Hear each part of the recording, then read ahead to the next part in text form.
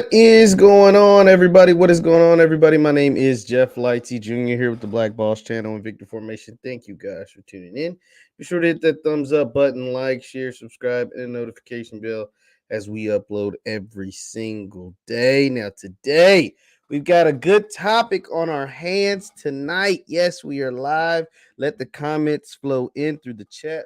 I'm about to get to back to a regular live streaming schedule. I'll let that be known, but I'll get back to the regular live streaming schedule. But anyway, we're here today to talk about HBCU's top 10s, blue chip recruits, and clout, right? So there's a lot of, well, let me just go ahead and show the tweet. The King Clark of Tiger Club, 1400 Club, Tiger, that talks about Jackson State. They cover all things JSU. They do a really good job over there. Tiger Talk 1400 Club. Yes, they do a really good job of that. I check out Tiger Talk 1400 Club all the time. Always listen to, check out their stuff. They do good stuff, especially on social media. And he put out this tweet. Let me go ahead and show you the tweet, and then we'll get into the conversation. It says HBCUs are on a real mission in recruiting. You gain nothing when you don't land a targeted recruit. We appreciate being in top threes, top fours, and 5 lists. Consideration is cute and all, but from now on, clout chasing gonna get you called out. Stop tweeting HBCU if you not taking a serious look. And this guy, as you see, got a lot of good engagement. 51 retweets, 9 quote tweets, and over 250 likes. A lot of different people commenting on this particular topic. Ken goes on to say, please don't misunderstand my words. We don't expect to land every player that lists us, HBCUs. I'm just saying, if you're really serious, go on a visit and do your due diligence when considering. Out of respect for us in the uphill battle we face, don't use the moment for clout. Now, a lot of people agreed with Ken. They're like, y'all listing Jackson State, y'all listing Grambling, y'all listing all these different HBCUs, and you don't really have any intentions on going there. You don't really have any intentions on actually playing in the SWAC or playing at Howard or Norfolk State or Morgan State in the MEAC or whatever. You're just doing it, or playing at South Carolina State. You're just doing it because it's cool. It's really cool to list Jackson State on your top 5. It's really cool to list Grambling in your top 5 or your top 10. It's really cool because their fan base, just like a lot of different fan bases in college football, but their fan base is really engaging.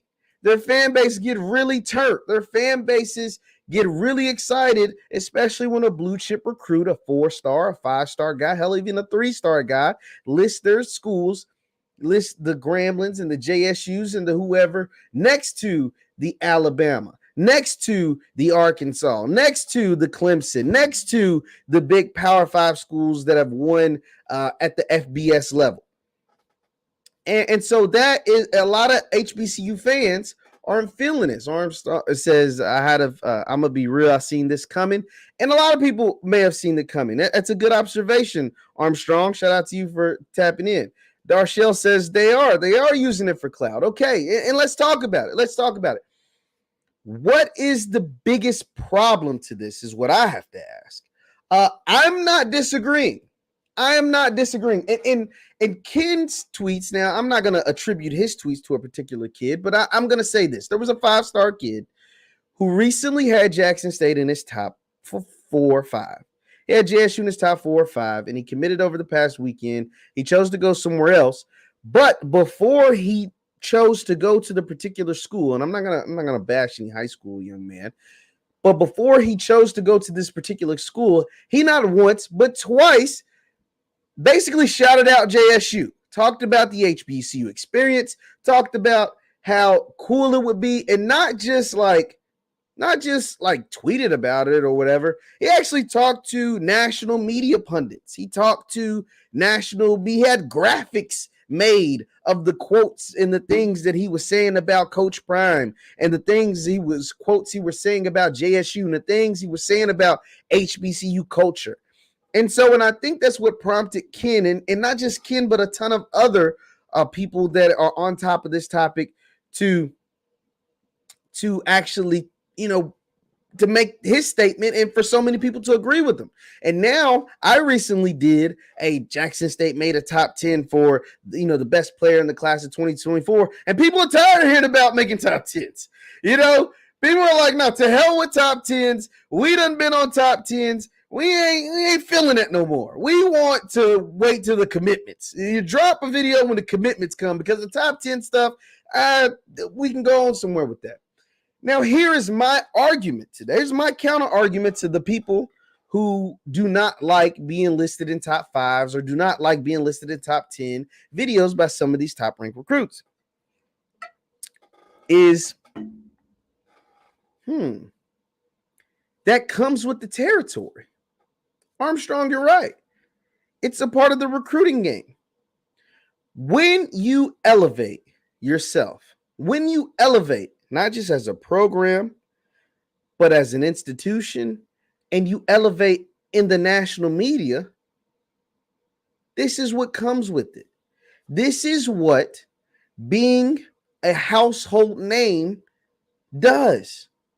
This is what happens when some of your programs, because it's not happening to every HBCU program. I'm going to just be honest. It's happening to a few. It's happening to Jackson State. It's happening to JSU's number one. And then Gramblin's been in a couple of top 5s, a couple of top 3s. And then I've seen FAMU and Southern. It's really those, but it's mainly JSU. And why is it mainly JSU? It's mainly Jackson State because their coach is Deion Sanders and because they landed Travis Hunter, right? And so therefore, because it is mainly JSU, it's mainly their fans who get excited about the J-Hats and who are pissed when they feel like a young man or a young recruit is using them for clout. Now, Darshell makes a, hey, shout out to you. Hey, hit that thumbs up button, by the way, if you're in the chat. She said they're not even using the right logo. It didn't even have a J hat. His hat had Jackson State. He wasn't serious. And you make a good point there. But here's the thing. Andre's on top of it. It's still putting HBCUs in the national spotlight. This is what happens when you enter a new realm. This is what happens when one of your programs lands a Travis Hunter, lands a Ryan Pepins through the transfer portal, lands a Kevin Coleman. When your program, Ryan Pepins was the Mr. Football at the same school that said recruit was at. He was Mr. Football in the state of Alabama and decided Utah wasn't the place for him. He enrolled early, decided that wasn't the place for him, and could have been in any place in the country and decided to go to Grambling. Travis Hunter was committed to Florida State for multiple years with an S, and decided, I'm good on that, and went to Jackson State.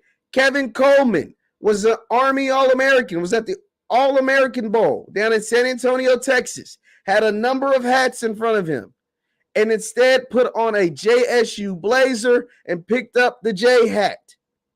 When you enter a new realm, different, like the ball game changes. And the thing with a lot of HBCU fans, not just Jackson State fans, but you have been playing at a different pace. You have been playing a different game. You haven't been in the building or in the conversation for some of these top-ranked players for a long time. You haven't been in the initial conversation for these blue chip recruits out of high school, the 4 stars, the 5 stars, down there, because all the SWAC schools are in SEC country. So most of these young men are coming from your backyards, from the Alabamas, from the Georgias, from the Floridas, from the Texas, from the Louisianas. That's SWAC country. Half the SWAC schools are right there in Mississippi. You get what I'm saying? So you are now in a new stratosphere. And so therefore, when you're in a new stratosphere, new things come about, good and bad. You have to take the good with the bad. Once again, you have to take the good with the bad. The good is you are going to land a few of these young men. You are going to convince a few of the young men who want to be a part of a change to actually take a visit to your school, to actually show significant interest in your program and that will actually not only commit to your program, but will sign and eventually put on a jersey and play for your program. That's the good. The bad is because of your passionate fan base, because you can show up with 20, 30, 40, 50, and 60,000 fans that look like the young man who is being recruited. Because of those things, and because of your passionate fan bases, both on social media and in real life, you're going to get a few clout chasers.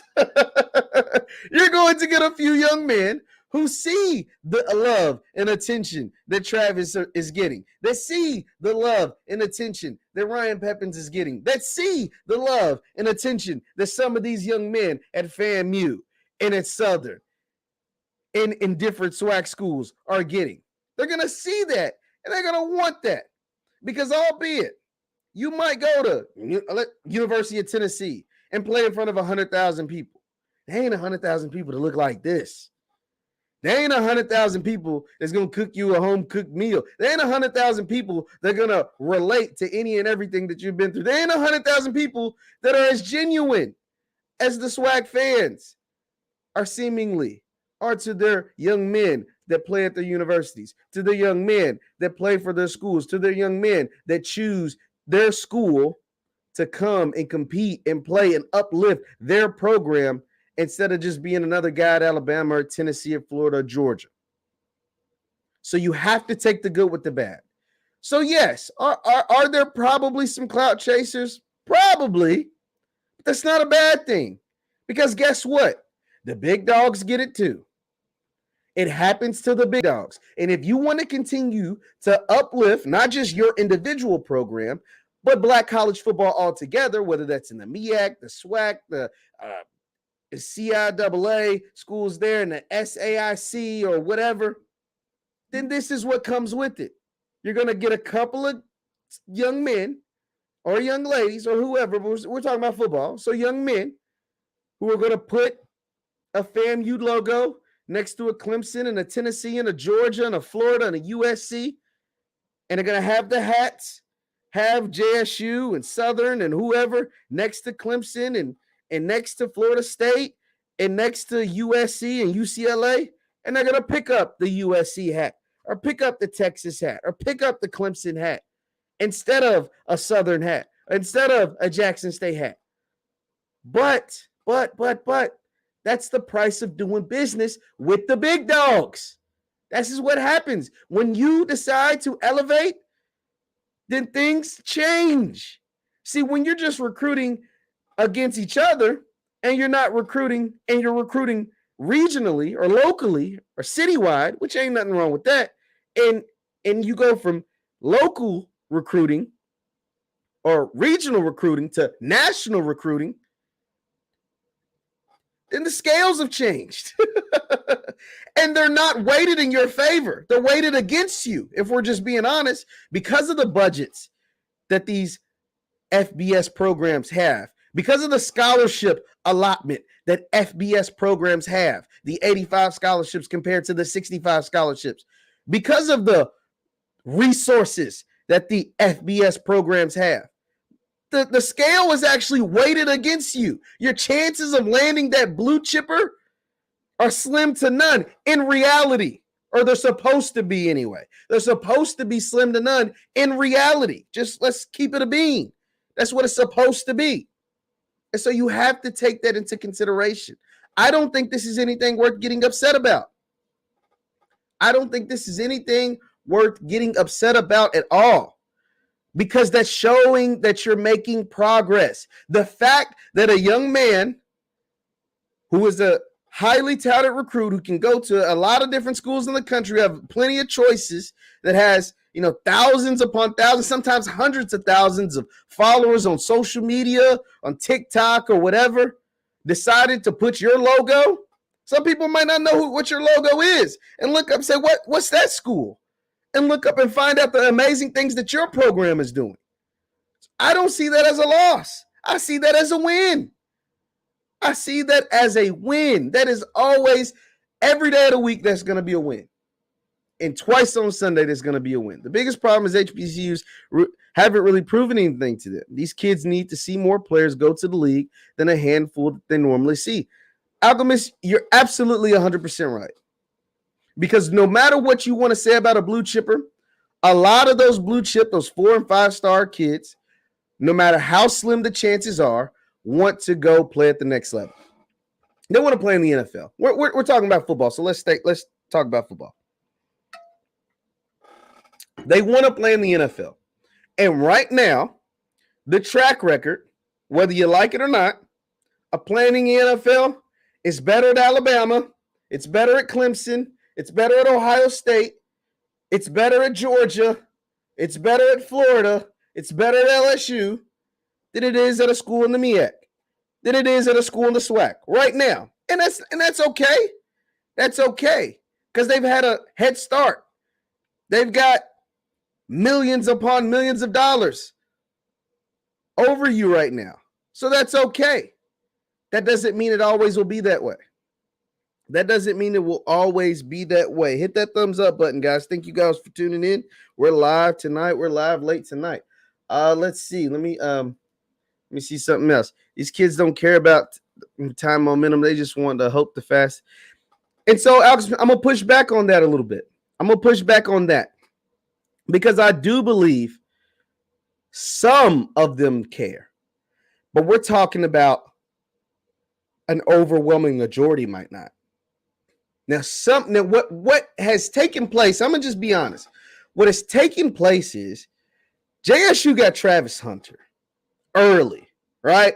Like, Prime has been at Jackson State for one fall season and one spring season. That was weird and wonky a little bit. But in one fall season, after one fall season, he was able to land the #1 recruit in the country. And after one fall season, not only did he land the #1 recruit in the country, he then followed that up a couple of weeks later. So he signed Travis in December, and by January, they were signing Kevin Coleman, who was the #4 receiver in the country, a top 50 recruit, a 4-star. And so you got kind of spoiled. If I'm going to just be honest, you got kind of spoiled early. Like that's unprecedented. An FCS school had never landed a top 50 recruit ever. And you got 2 in a matter of a month. You got 2 in 2 weeks, 3 weeks. So you got kind of spoiled. And so therefore, now you feel like every recruit should pick JSU. Every recruit should pick Grambling. Every recruit should, if not JSU, another school in the SWAC. If not a school in the SWAC, a school in the MEAC. And really, this is a slow build.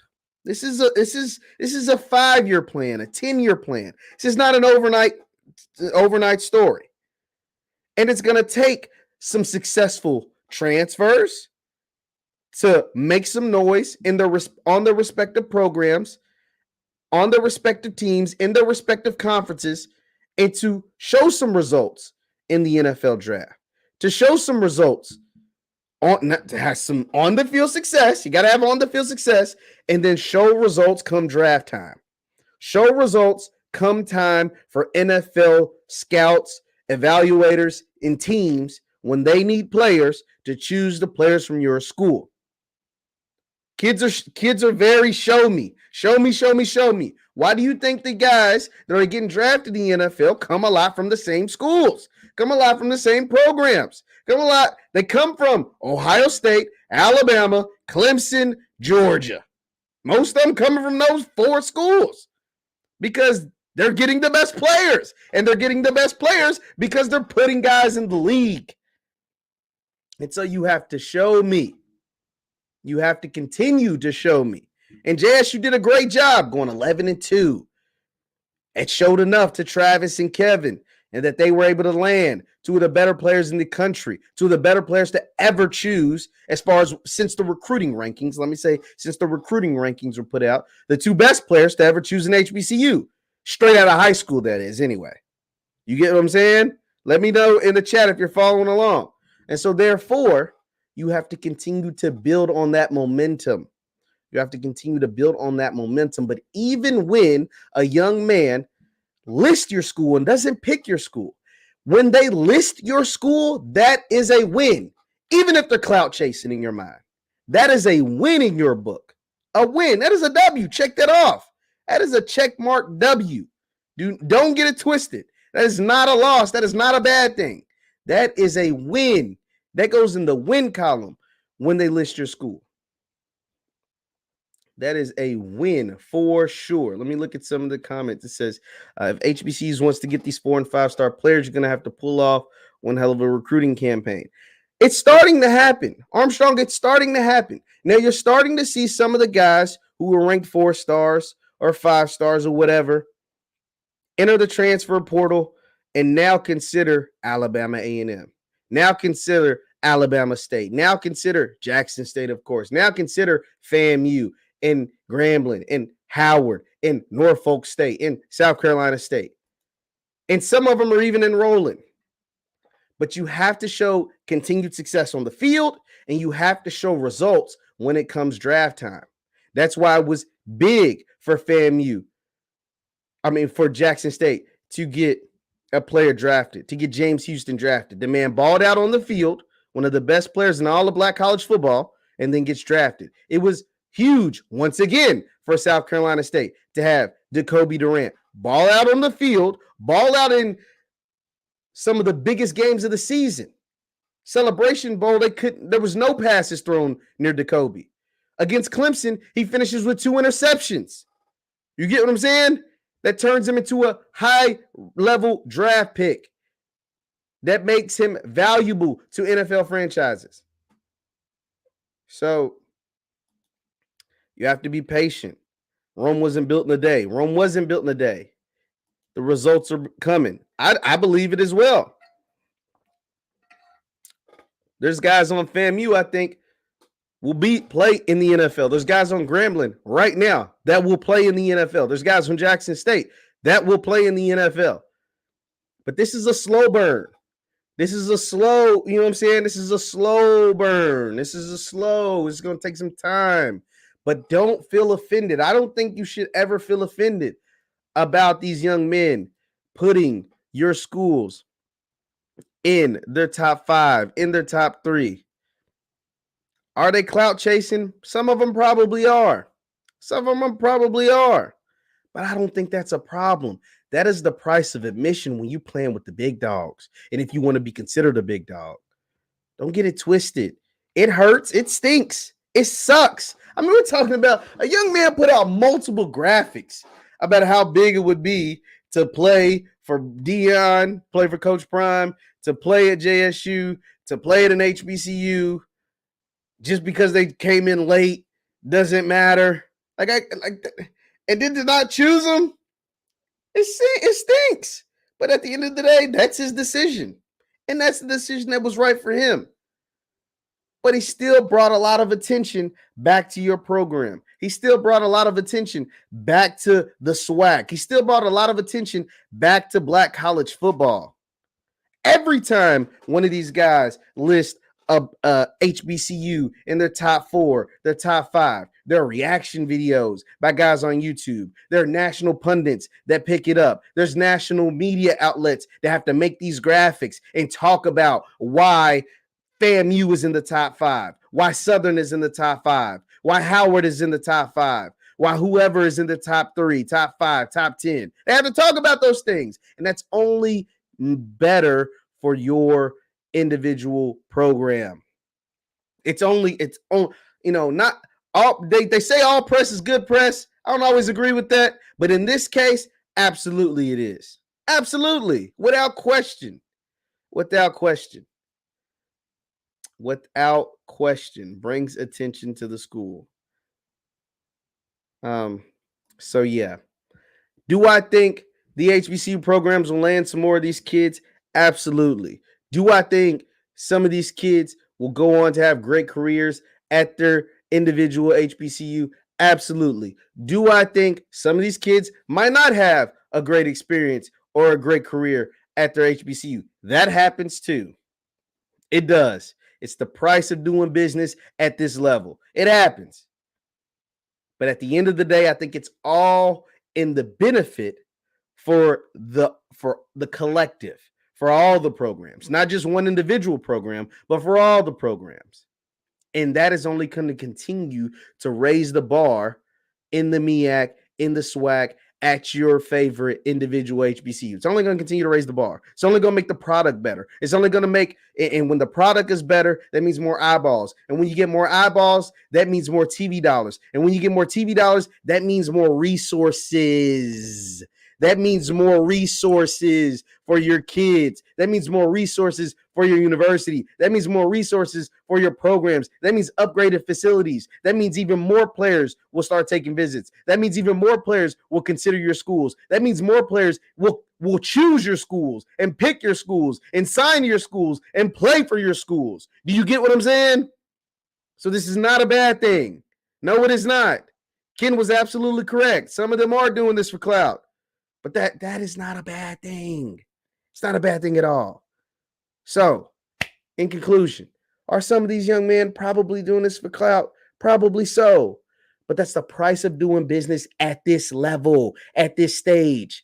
When you're this highly touted of a prospect, you do a lot of, not all of them, but a lot of them do a lot of stuff for attention. They're getting NIL deals. They're getting people that are recruiting them, wanting them to come to their program, telling them everything that they want to hear, bad-mouthing your program, right? Especially when you're at HBCU and you're at the FCS level versus the schools that are FBS and that are Power 5 and that are competing for FBS national championships and not Black college national championships or celebration bowls. Of course, they're bad-mouthing your schools. They're negatively recruiting against your schools. Hell, we heard Nick Saban. Now, granted, him and Prime said 2 goats, 1 duck, no beef. They've come out and made that. But it happens. You heard what he had to say about Prime and Jackson State and Travis. That's called negative recruiting. Now, granted, he was doing that to rile up his base, but you still heard what he had to say. And so that's happening in these living rooms across the country. When a Clemson or Ohio State hears that their blue chip prospect out of Florida is considering FAMU. Whoa, what? We might lose a recruit to FAMU? We might lose a recruit to Grambling? It's one thing for us to lose a recruit to guys we think are on equal playing field when it comes to resources and facilities and donors and alumni, et cetera, but to lose a recruit to a little bitty old black college, nah, that's going to ruffle some feathers. And it might get some folks fired. So, yes, you're not going to land all of them. But that doesn't mean it's not a good thing to be on these lists. Because the more they're talking, the more exposure you continue to get, the more interest you'll garner, the more eyeballs you'll get on your games, and the more money that it'll bring into your institution. That's all I have to say. Thank you guys for tuning in. Once again, my name is JeffLightsyJr with the Black Boss channel and Victory Formation. Thank you guys for tuning in so much. Hit that thumbs up button on your way out. And you can follow me on Instagram and Twitter at JLightsy7. That is on Instagram and Twitter at JLightsy7. Thank you guys for tuning in with the live show. We're going to do more live shows more regularly. I got to get back on the live show grind. More live shows more regularly, but thank you all who tuned in tonight on the late night live show. Hit that thumbs up button on your way out, and I will see you next time. Thank you so much. Peace.